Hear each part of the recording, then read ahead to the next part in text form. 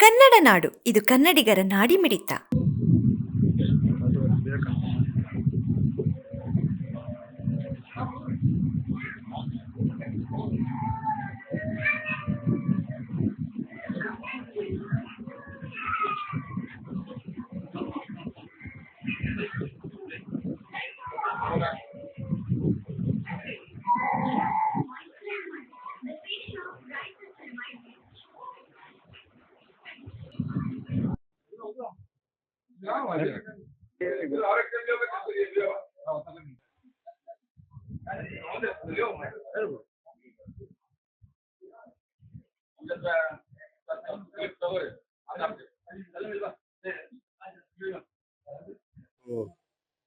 ಇವತ್ತು ನಮ್ಮ ಮಾನ್ವಿ ನಗರದಲ್ಲಿ ಸಲೀಂ ಬೇಗ್ ಅವರ ಸುಪುತ್ರರಾದ ಸೈಯದ್ ತಾಹಿರ್ ಅವರು PUC ಸೆಕೆಂಡ್ ಇಯರ್ ಅಲ್ಲಿ 98% ಅನ್ನು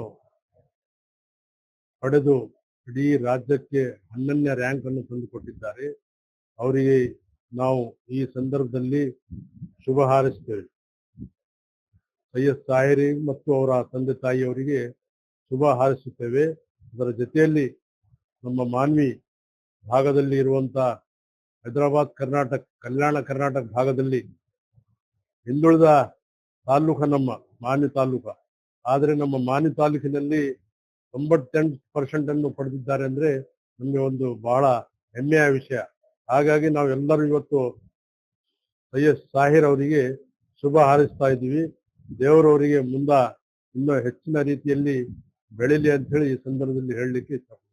ಇಡೀ ರಾಜ್ಯಕ್ಕೆ ಒಂದು ಹೆಸರು ತರಲಿ ಅಂತ ಹೇಳಿ ಈ ಸಂದರ್ಭದಲ್ಲಿ ಶುಭ ಹಾರೈಸ್ತೇವೆ. ಆತ್ಮೀಯರಾದ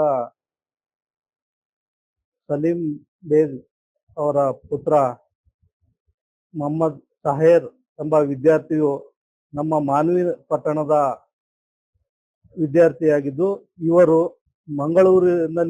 ಮಂಗಳೂರಿನ ಕಾಲೇಜಿನಲ್ಲಿ ವಿದ್ಯಾಭ್ಯಾಸ ಮಾಡುತ್ತಿದ್ದರು. ಮೊನ್ನೆ ತಾನೇ ನಡೆದಂತ PUC ವಿಭಾಗದಲ್ಲಿ PUC ಸೆಕೆಂಡ್ ಇಯರ್ ಪರೀಕ್ಷೆಯಲ್ಲಿ ರಾಜ್ಯಕ್ಕೆ 11ನೇ ರ್ಯಾಂಕ್ ಪಡೆದು ನಮ್ಮ ಮಾನವೀಯ ಹೆಸರನ್ನು ಇಡೀ ರಾಜ್ಯಕ್ಕೆ ಕೀರ್ತಿಯನ್ನು ತಂದಂತ ಮೊಹಮ್ಮದ್ ತಾಹಿರ್ ಅವರಿಗೆ ನಾನು ಖಾಸಗಿ ಶಾಲೆಯ ಶಿಕ್ಷಣ ಸಂಸ್ಥೆಯ ಅಧ್ಯಕ್ಷನಾಗಿ ಅವರಿಗೆ ತುಂಬು ಹೃದಯದ ಅಭಿನಂದನೆಗಳನ್ನು ಸಲ್ಲಿಸುತ್ತೇನೆ.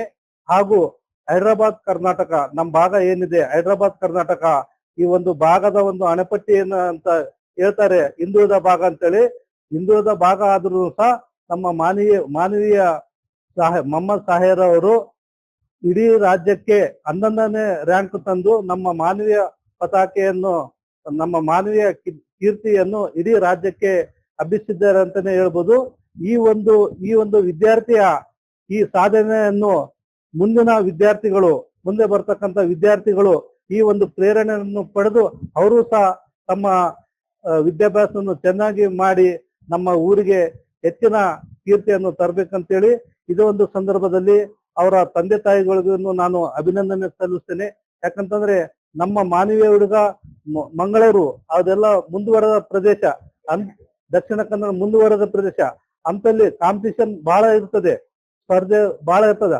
ಅಂತ ಸ್ಪರ್ಧೆದಲ್ಲಿಯೂ ಸಹ ನಮ್ಮ ಮಾನವೀಯ ಕೀರ್ತಿಯನ್ನು ಹೆಚ್ಚಿಸಿದಾಗಿ ಮತ್ತೊಮ್ಮೆ ಆ ಒಂದು ವಿದ್ಯಾರ್ಥಿಗೆ ನಾನು ಮನಪೂರ್ವಕವಾಗಿ ಅಭಿನಂದನೆಗಳು ಸಲ್ಲಿಸುತ್ತೇನೆ. ಇಂದು ನಮ್ಮ ಆತ್ಮೀಯ ಗೆಳೆಯ ಸಲೀಂ ಪಾಷನ್ ಅವರ ಸುಪುತ್ರನಾದ ಸೈಯದ್ ತಾಹಿರ್ ಅವರು ಕರ್ನಾಟಕ ಸ್ಟೇಟ್ 11ನೇ ರ್ಯಾಂಕ್ PUCಯಲ್ಲಿ ಪಡೆದಿದ್ದು ಮಾನ್ವಿಗೆ ಒಂದು ಹೆಮ್ಮೆಯ ವಿಷಯ ಆಗಿದೆ.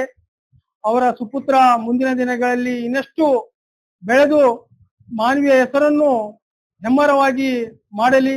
ಇನ್ನಷ್ಟು ದಿನಗಳಲ್ಲಿ ಮಾನ್ವಿಗೆ ಅವರು ಒಂದು IPS IAS ಅಧಿಕಾರಿಯಾಗಿ ಏನು ಬರಲಿ ಎಂದು ನಾವು ಆಶಿಸುತ್ತೇನೆ. ಇದೇ ರೀತಿ ಎಲ್ಲ ಅವರ ಕುಟುಂಬ ವರ್ಗದವರಿಗೆ ಹಾಗೂ ನಮ್ಮ ಎಲ್ಲ ಆತ್ಮೀಯ ಗೆಳೆಯರ ವತಿಯಿಂದ ಅಭಿನಂದನೆ ಸಲ್ಲಿಸುತ್ತಾ ನನ್ನ 2 ಮಾತು ಮುಗಿಸ್ತೇನೆ. ಸಮಗ್ರ ಸುದ್ದಿಗಳಿಗಾಗಿ ತಪ್ಪದೆ ನೋಡಿ ಕನ್ನಡ ನಾಡು ವಾಹಿನಿ. ಸಬ್ಸ್ಕ್ರೈಬ್ ಮಾಡಿಕೊಳ್ಳಲು ಕೂಡಲೇ ಪಕ್ಕದಲ್ಲಿ ಕಾಣುವ ಬೆಲ್ ಐಕಾನ್ ಕ್ಲಿಕ್ ಮಾಡಿ ನೋಟಿಫಿಕೇಶನ್ ಪಡೆಯಿರಿ.